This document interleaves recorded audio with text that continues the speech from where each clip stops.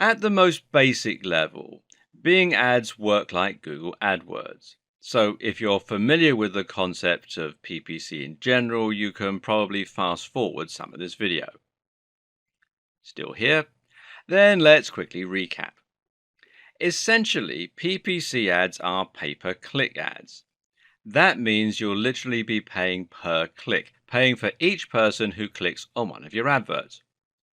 The reason this is such good news is that you'll never pay anything for a campaign that was a complete failure. If you create an advertising campaign for Bing and not one person looks at it, then it will literally cost you nothing. It also means you can precisely calculate the cost of each visitor to your site. Now, this is important because you can use that information to calculate how much each customer is worth and thereby start making very accurate projections about your earnings and identifying the best ways to spend your money. So the next logical question is how much you're going to spend on each click. And the good news is that you get to choose this. You get to choose your maximum spend and you also get to choose your budget for the day.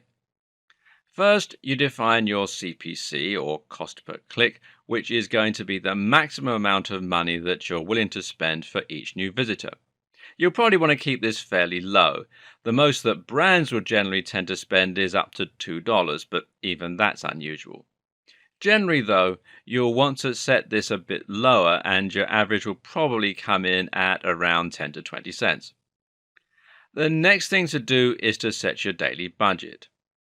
Once the accumulated clicks you've received reach this amount, they'll stop and you won't spend any more money. So, in theory, if you set your CPC to 20 cents and you set your daily spend to $20, that should mean you get 100 visits to your site for that amount. But things get a little more complicated, seeing as you don't tend to spend the full amount of your CPC. That's because there's a bidding system that takes place, which means you'll often spend a lot less. Now, the way this works is quite simple. If there are two or more adverts both competing for the same space on Bing, then they will enter into a bidding war. The ad with the highest CPC will be the one that wins and gets shown, but the owner of that ad will only be charged the minimum amount that it needed to win. The easiest way to understand this is to just think of it a bit like eBay. On eBay you can set your maximum bid, but you'll only end up paying $1 more than the next highest bidder. And the same is true with most PPC campaigns, and that's why you'll end up spending 33.5% less on Bing versus Google, because the lower amount of competition means that your CPC won't be as likely to get driven up. And of course, you also need to consider that your ads will be shown to a lot of people who don't click. You don't pay anything for these ads, but that doesn't mean they're worthless to you because you'll still be getting exposure and you'll still be starting to build your brand. The other thing that most PPC ad networks have in common is the ability to target a specific demographic. And this means that you can identify who your buyer persona is and profile your ideal customer from there. Then you can target that person specifically with your adverts. The way you do this with both Bing ads and Google AdWords is by targeting search terms.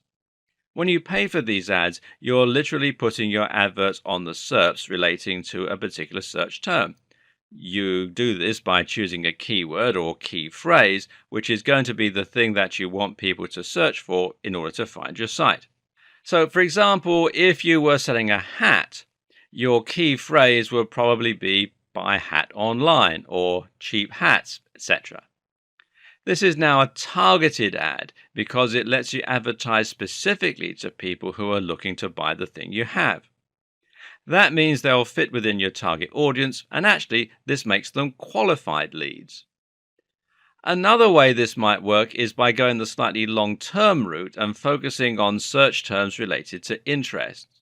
You might have a site where you blog about fitness, for example, and sell supplements and training clothing. In this case, your keyword might be how to lose weight or fitness articles. A good keyword is going to be one that is both popular with your specific target audience and that is not overly competitive. We'll look at this in more detail in the subsequent videos. Rounding out the holy trinity of PPC networks is Facebook ads. Facebook ads are similar to Google AdWords or Bing ads in terms of being PPC, but the difference is in where the ads are shown and how they're targeted. As you might have guessed, Facebook ads are shown on Facebook and will appear in the home feed and sidebars while you're browsing. These show ads which are once again tailored to the person using Facebook. But this differs insofar as the ads are targeted based on information the user has given Facebook. Information such as their age, their sex, their marital status, their location, and even their hobbies and interests. This allows you to even more precisely target the right person, but not necessarily at the right time when they're looking for products. When someone is browsing Facebook to catch up with their friends, they're more likely to be just frustrated to see your adverts popping up. With all this in mind, Facebook ads is another useful platform to add to your campaign in conjunction with Bing and Google AdWords. Just make sure you're using the right ads for the right location.